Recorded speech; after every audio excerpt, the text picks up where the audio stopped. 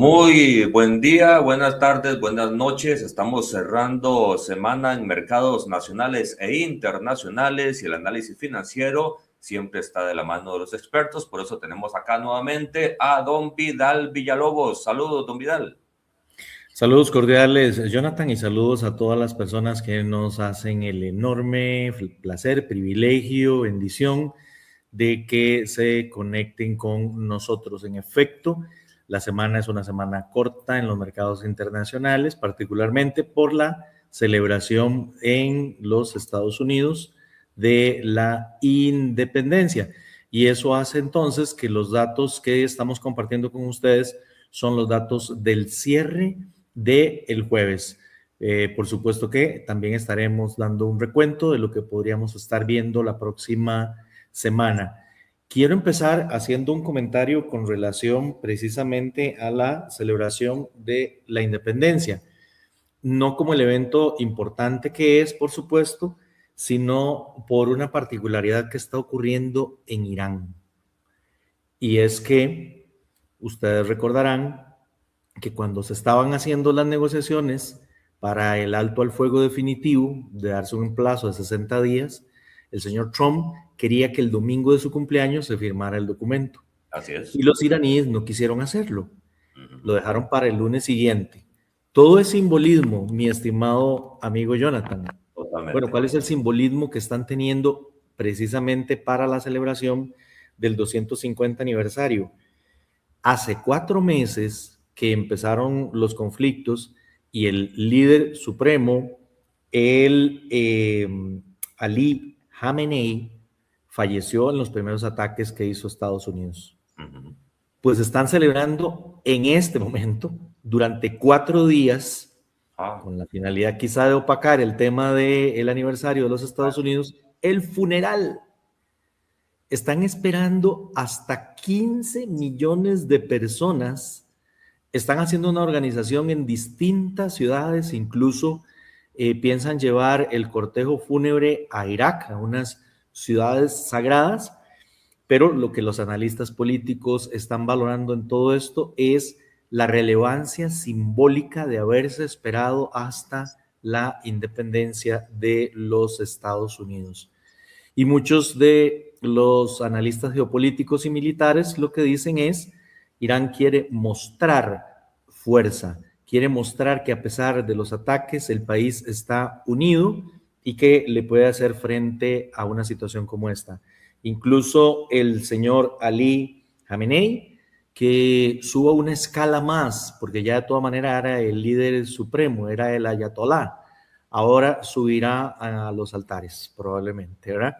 ¿Qué me le parece ese detalle, don Jonathan? No es para nada pequeño ese detalle, Vidal, porque en política, geopolítica, todo es simbólico, todo quiere comunicar algo y en este caso no es poca cosa. Enfrentarse al 250 aniversario de Estados Unidos de esa forma se las trae y traerá cola. Exactamente, y por eso es que en esta cápsula financiera, donde vemos detalles de economía, todo está intrínsecamente unido, enlazado, y probablemente vayamos a tener alguna reacción por parte de los Estados Unidos. Dentro de las cosas también que hay en expectativa es que el hijo de Ali Khamenei, Mojtaba Khamenei, fue nombrado pues su sucesor.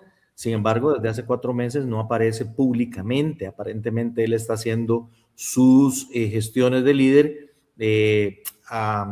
con la finalidad de proteger su seguridad. Sin embargo, se rumora de que podría tener una breve aparición también como una demostración de fuerza. Bien, dejamos entonces el tema ahí y les cuento que el Dow cierra la semana en 52.900 puntos. Nunca antes habíamos llegado a ese nivel. En la última jornada fueron 594 puntos los que subió bastante, gracias al reporte de planillas que vamos a hacer referencia en un segundo.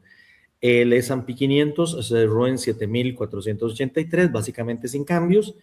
El Nasdaq sí sufrió, bajó a 25,832, eso representa una rebaja porcentual del 0,80%, y esto sigue afectado por la rotación que hemos hablado en entregas anteriores, en donde se está vendiendo tecnología, se está vendiendo chips, nos estamos pasando a otros sectores.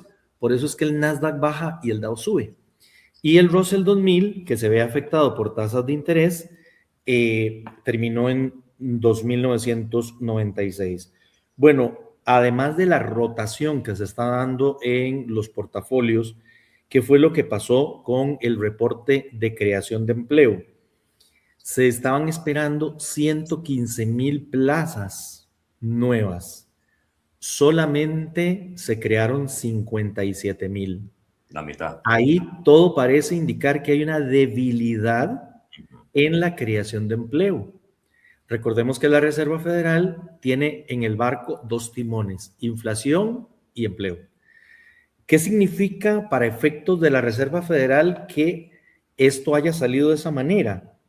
Recuerden que con la llegada de Kevin Rudd a la presidencia de la Reserva Federal, se empezaron a crear opciones más bien de aumento de tasas de interés. Y de hecho, en la primera reunión que él tuvo, 8 de los 18 gobernadores, cuando hicieron el voto, las previsiones de que lo que podrían estar esperando hacia adelante, manifestaron la posibilidad precisamente de un incremento en la tasa de interés. Si hay debilidad en el empleo, no hay espacio para un aumento de la tasa de interés, porque es todo lo contrario. Para poder estimular el empleo y la economía, hay que bajar la tasa de interés. El mercado reaccionó. Entonces, el mercado está reaccionando diciendo, ese fantasma que me crearon hace unos días atrás de que podría haber un incremento de tasas de interés, ya no va. Por lo menos ahora con este dato. No es el único dato que tenemos que ver. Tiene que mantenerse una tendencia. Como un buen médico tenemos que ver el expediente completo del paciente. Hay que hacerle otros exámenes. Pero por lo pronto el mercado toma el dato y lo vierte dentro de las reacciones positivas, particularmente para el Dow. Insisto, el dato tiene que sostenerse en el tiempo, tiene que haber una tendencia, pero por lo pronto el mercado lo tomó bien, tomó ese dato, porque el otro dato que salió fue el de desempleo, y el desempleo se estaba esperando en un 4,3%, terminó en un 4,2%, así que uno dice, un momentito, si el empleo se está debilitando, ¿cómo es posible que el desempleo también baje? La explicación es un poco técnica también. Le pasa a Costa Rica y lo hemos explicado en otras entregas. La encuesta se hace y le preguntan a las personas si está desempleada. La siguiente pregunta es si anda buscando empleo. Así es. Si responde que sí a las dos, suma en la métrica. Pero si responde que no a la segunda, de que no anda buscando empleo, entonces no está desempleado. Y lo quitan de la masa de la estadística, de la encuesta. Y eso es lo que está pasando aquí. Nosotros le hemos llamado, Jonathan, en el pasado, aquí en el país, los desalentados. O sea, los obstinados, los que ya no quieren buscar trabajo. Y por eso se explica precisamente ese 4,2, bastante curioso el dato.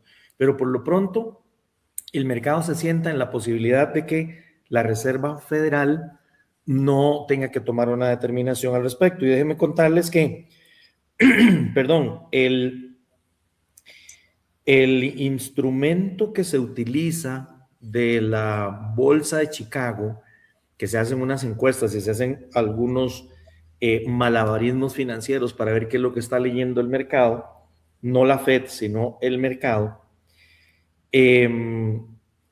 teníamos que para la reunión del 29 de julio, un 82,4% considera que no va a haber cambio, nos vamos a mantener ahí.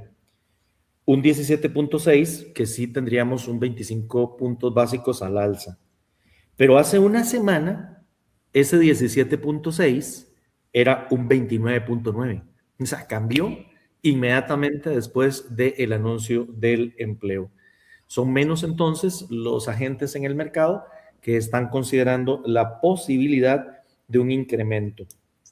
Para la última reunión de diciembre, la proyección está en que estaremos 25 puntos básicos por encima del actual corredor de tasas de interés de la Reserva Federal, y en eso apuesta el 42.4% del mercado, mientras que un 27% espera 2 incrementos. Aquí el otro tema importante es, dijimos, hay 2 timones en el barco. El del empleo dio estos resultados.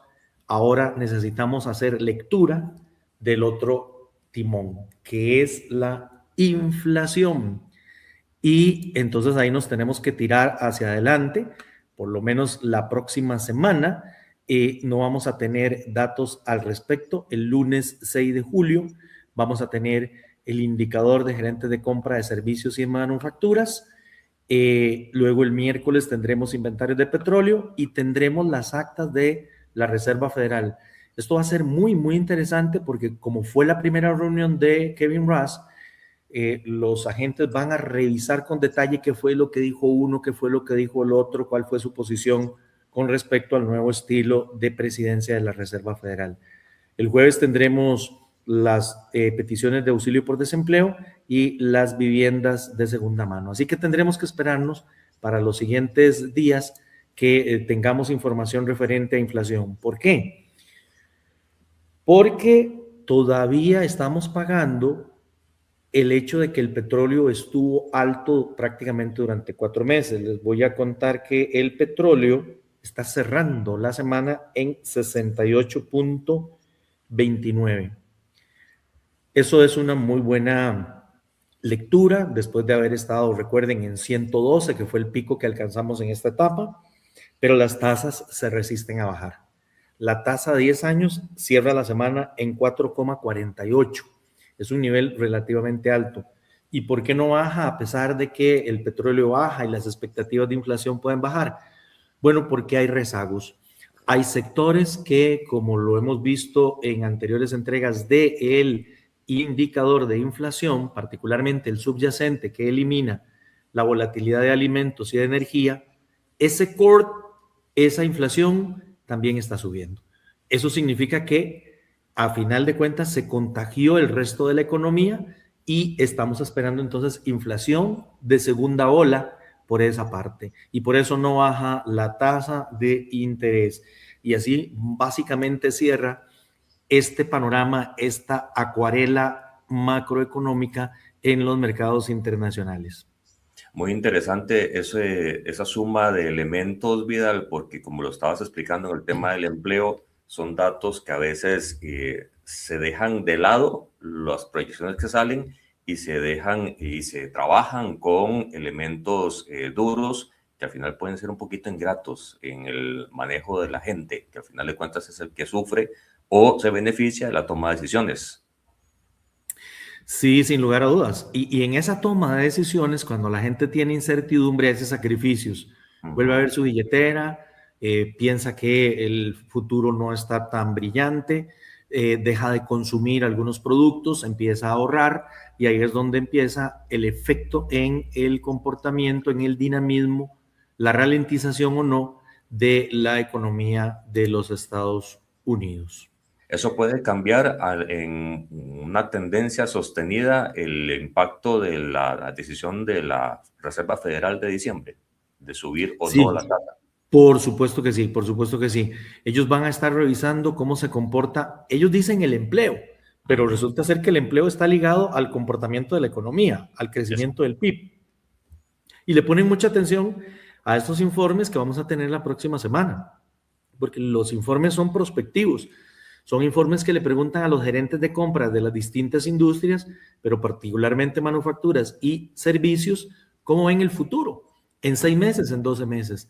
Así que si los gerentes dicen, yo estoy bajando pedidos, no voy a hacer pedidos, es diferente que, no, sí, voy a poner pedidos similares a los que tenía o superiores a los que tenía. Y todo eso es ese reloj importante que se va midiendo de cómo podría estar la economía en el futuro y consecuentemente cómo podría estar el empleo. Ok, perfecto. ¿Qué otro dato tenemos de cierre de semana? Solamente para el cierre, les contamos que el tipo de cambio en esta semana, que estábamos esperando una relativa estabilidad, más bien ha bajado, ha seguido bajando cerca de un colón. 454.88 fue el inicio de la semana y estamos cerrando la semana más o menos con un colón por debajo, pero hemos tenido siempre volúmenes importantes que se han estado transando en el Monex. Solamente martes y miércoles fueron volúmenes menores, cercanos a los 33 millones, pero el resto de los días por encima casi de incluso de los 44 millones. Así que sigue de alguna manera un poco la presión. Estábamos esperando más bien una estabilidad en esta semana. ¿Qué podríamos estar esperando la siguiente? La siguiente semana, que se acerca la quincena, que los empresarios empiecen a vender dólares precisamente para poder hacer el pago, en este caso, del impuesto al valor agregado. Pero estamos en julio y en julio hay vacaciones en el hemisferio norte y generalmente tenemos una mayor visitación turística al país. No vamos a decir que de una vez esos dólares se van a cambiar, pero muy probablemente ante la expectativa de que el tipo de cambio se mantenga igual o incluso pueda bajar un poco, los empresarios se adelanten a cambiar esos dólares que le quedan para tratar de aprovechar una mejor cotización. Perfecto. Muchísimas gracias, don Vidal, por todos los datos de esta semana. Cerramos mercados y abrimos el próximo lunes, si Dios lo permite. Si Dios lo permite, bendiciones para todos, que disfruten el fin de semana, que disfruten el mundial, que se pone cada vez más bonito. Sí, sin duda. Así es. Y como siempre, desde el fondo del corazón, un abrazo de colección.